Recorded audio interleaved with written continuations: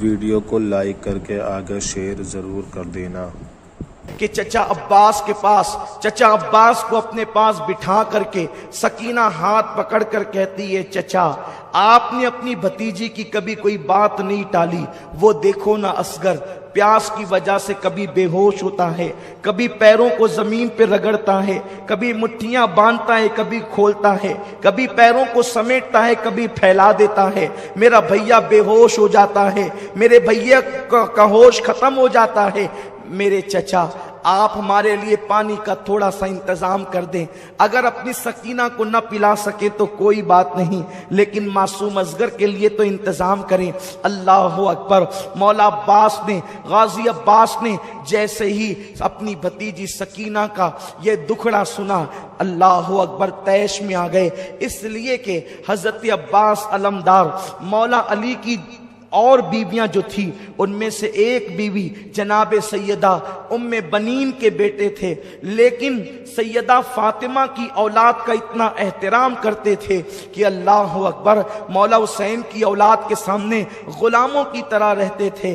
آپ نے سنا ہوگا کہ اللہ اکبر مولا عباس جس وقت علی اکبر کے ساتھ چلتے، حضرت علی اکبر ہم شبیہ رسول تھے، لیکن حضرت عباس کا حال یہ تھا آپ کا جسم چوڑا تھا اور قد اتنا اونچا تھا کہ آپ اونٹ کی پیٹھ پر اپنا ہاتھ زمین پہ کھڑے ہو کر کے رکھ لیا کرتے تھے، اس قدر تناور آپ کا انداز تھا، اس قدر آپ کا جسم تھا، مضبوطی کا عالم یہ تھا۔ اس کی وجہ یہ تھی سیدہ فاطمہ نے وصیت کی تھی، اے علی میرے بعد جب آپ نکاح کرنا تو بہادر گھرانے کی عورت سے نکاح کرنا، کیونکہ بہادر ماں سے جب بہادر بیٹے پیدا ہوں گے تو وہ میدان کربلا میں میرے حسین کے کام آئیں گے۔ مولا علی نے حضرت ام بنین سے نکاح کیا، یہ بڑی بہادر خاندان کی خاتون تھی اور خود بھی بہادر تھی۔ اللہ نے بہادر بیٹوں میں ایک بیٹا عباس ایسا عطا کیا۔ حضرت عباس کی طاقت کا عالم یہ تھا، اگر وہ کسی انسان کی زلفیں ہوتی تو اس کے بال پکڑ کر کے جو ہے اپنے دانتوں میں اس کو اٹھا لیا کرتے تھے۔ یہ کوئی قصے کہانی کی بات نہیں ہے، یہ اسلامی تاریخ کا ایک باب ہے، اور ہمارے لیے تو حیرت بھی نہیں ہے، ہمارے لیے تو تعجب بھی نہیں ہے، اس لیے کہ ہم تو یہ کہتے ہیں علی کا گھر بھی کیا گھر ہے کہ اس گھر کا ہر ایک بچہ جہاں پیدا ہوا شیر خدا معلوم ہوتا ہے۔ ارے جب آج تک کے جو ہے علی کے خون کی تاثیر یہ ہے تو وہ تو علی کی حقیقی اولاد ہے۔ علی فاتح خیبر ہے، کبھی زنجیر ہلتی ہے، کبھی در کانپ جاتا ہے، علی کا نام سن کر اب بھی خیبر کانپ جاتا ہے۔ قد اتنا اونچا تھا کہ بال پکڑ کر دانتوں سے انسانوں کو اٹھانا چاہے تو اٹھا لے، اونٹ کی پیٹھ پر زمین پہ کھڑے ہو کے ہاتھ رکھ لے، لیکن جس وقت حضرت عباس علمدار حضرت علی اکبر کے ساتھ مدینہ منورہ کی سرزمین پر چلتے تو اپنے گھٹنوں پہ ہاتھ رکھ لیتے اور رکوع کی حالت میں جھک جھک کر کے چلتے۔ کسی نے کہا عباس یہ تیرا بھتیجا ہے علی اکبر، اور جب تم ان کے ساتھ چلتے ہو تو جھک کر کے چلتے ہو، تو مولا عباس نے کہا تم دیکھتے نہیں یہ فاطمہ کا پوتا ہے اور ہم شبیہ رسول ہے، اگر میں اٹھ کر کے چلوں گا تو میرا سایہ تصویر رسول پہ نہ پڑ جائے، اس لیے میں جھک کر کے چلتا ہوں تاکہ تصویر رسول کی بے ادبی نہ ہو جائے، ہم شبیہ رسول کی بے ادبی نہ ہو جائے۔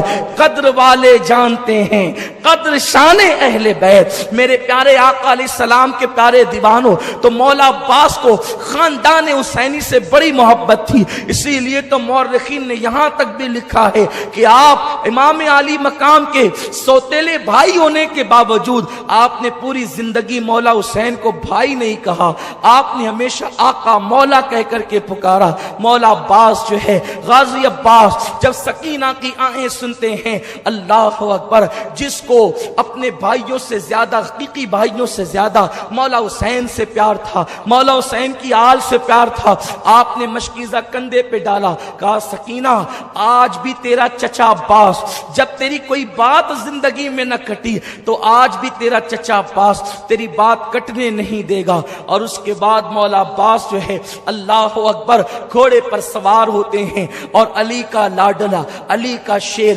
گھوڑے پر بیٹھ کر کے جب جیسے ہی آگے بڑھنا چاہتا ہے، مولا حسین غازی عباس کی لگام روک لیتے ہیں۔ عباس میرے بھائی کہاں جا رہے ہو، کہاں کا ارادہ ہے؟ عرض کیا آقا سکینہ نے پانی کی فریاد کی ہے، میں اپنی بھتیجی کے لیے پانی لانا چاہتا ہوں۔ فرمایا نہیں میرے بھائی عباس، نہیں تو نہیں جائے گا، اس لیے کہ تو میرے لشکر کا غازی ہے، تیرے رہنے سے مجھے ہمت اور حوصلہ ہے، کو جو جاتا ہے وہ واپس نہیں آتا۔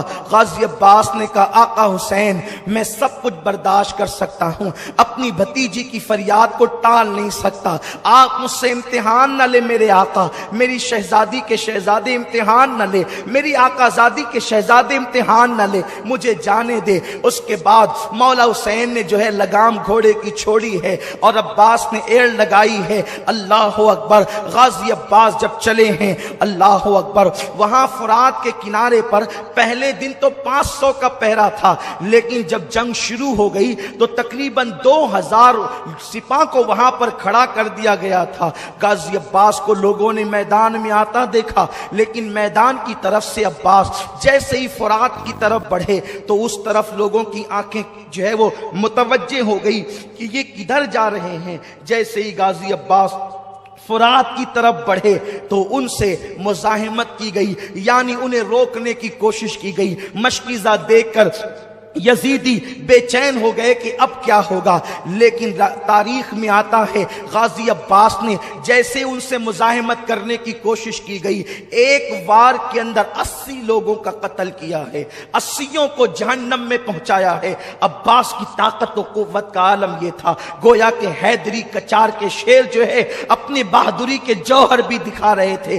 3 دن کے پیاسے ہیں اور یہ حال ہے، اگر پیاسے نہ ہوتے تو یزیدیوں کے چھکے چھڑا دیتے، یا پھر اگر پیاس کے باوجود بھی وعدہ وفا کرنا نہ ہوتا اور جانے بچانے پر آتے تو اللہ اکبر اپنی تلواروں کے اشارے سے زمین پلٹ دیتے، لیکن وہاں تو وعدہ نبھانا تھا، وہاں تو وعدہ وفا کرنا تھا۔ غازی عباس ان سے لڑتے جب اپنے گھوڑے کو لے کر فرات کے اندر پہنچے، یعنی گھوڑے کے 2 پیر فرات کے اندر تھے، دریائے فرات کے اندر، اور 2 پیر باہر تھے، آپ نے جیسے ہی گھوڑے کو کہا ذرا تو پانی پی لے۔ اللہ اکبر، یہ وہ روایتیں ہیں جو محتاط مورخین کی لکھی ہوئی ہے، اور لیکن ایک بات یاد رکھیں، ہم عشق کے بندے ہیں، کیوں بات بڑھائی ہے، سر سوے روضہ جھکا پھر تجھ کو کیا، دل تا ساجد یزیدیا پھر تجھ کو کیا، دل تا ساجد یزیدیا پھر تجھ کو کیا۔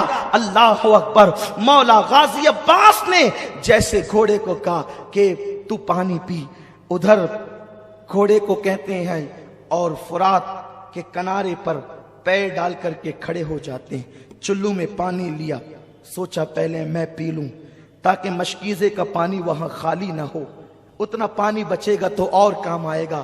لیکن جیسے ہی پانی چلو میں لیا، سکینہ کی صورت یاد آئی، معصوم اصغر کی پیاس یاد آئی، پانی کو چھوڑ دیا اور کہا کہ میرے بھتیجے اور بھتیجی پیاسی ہو، اور عباس پی لے پانی چھوڑا۔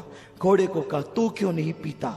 گھوڑا گردن کی جھرجھری دیتا ہے اور گویا کہ اعلان کرتا ہے عباس گھوڑا ہوں، جانور ہوں، لیکن میرے دل میں اہل بیت کی محبت ہے، نبی کی آل پیاسی ہے تو ہم کیا پانی پیے۔ اللہ اکبر، مولا غازی عباس نے مشکیزہ بھرا، پیٹھ پہ ڈالا اور پلٹے، لیکن ان نامردوں میں ہمت نہ تھی کہ عباس کے ساتھ مقابلہ کرتے۔ ایک وار میں 80 کو جہنم رسید کرتے جب دیکھا تو ہر ایک کو جان پیاری ہوتی ہے، مزاحمت نہ کی، یہ پیٹھ پر مشکیزہ ڈال کر کے چلے۔ شمر لعین شقی ابن سعد کی آواز آئی، خبردار عباس کو چاروں طرف سے گھیر لیا جائے، اگر عباس یہ پانی لے کر خیمے آل رسول میں پہنچ گئے تو تم میں سے کوئی ایک بھی بچ کر نہیں جائے گا، تمہاری عورتیں بیوہ ہوگی، تمہارے بچے یتیم ہوں گے۔ جیسے یہ آواز پہنچی چاروں طرف سے عباس کو گھیر لیا گیا۔ حضرت عباس جنگ کرتے رہے اور یوں لگتا تھا جیسے خیبر کی تاریخ دہرائی جا رہی ہے، ایک طرف ہاتھ چلتا ہے تو گاجر مولیوں کی طرح یزیدیوں کے سر کٹ کٹ کے گرتے ہیں، لیکن ایک بدبخت نے پیچھے سے آ کر اس نامرد نے جو ہے وہ حضرت عباس کے دائیں ہاتھ پہ وار کیا۔ اللہ اکبر! عباس کا ایک بازو کٹ کر کے زمین پر گرا۔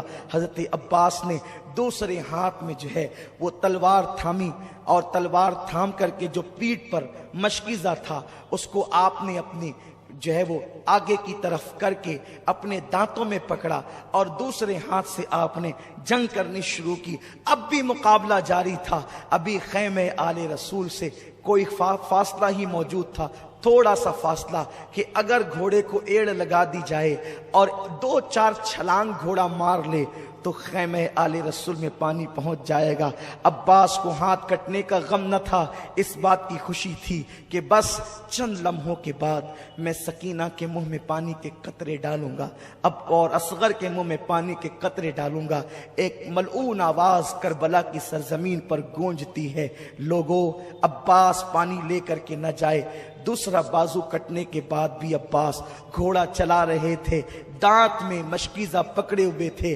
ایک پلید بدبخت نے ایسا تیر چلایا کہ جو مشکیزے کو پیوست ہو کر کے حضرت عباس کے سینے میں جا پڑا، اور وہ پانی زمین کے اوپر آ گیا۔ عباس پھوٹ پھوٹ کر کے رونے لگے، جان جانے کا کوئی غم نہ تھا، لیکن بات یہ تھی کہ میں سکینہ اور اصغر کی مراد کو پوری نہ کر سکا۔ اللہ اکبر!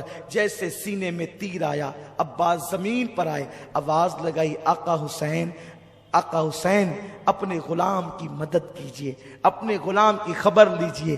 مولا حسین نے جیسے ہی آواز سنی دوڑ کر کے آئے تو جناب عباس کو دیکھا کہ آپ کے دونوں بازو کٹے ہیں، خون نکل رہے ہیں۔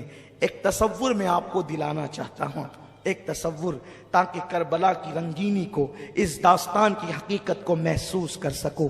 اللہ اکبر!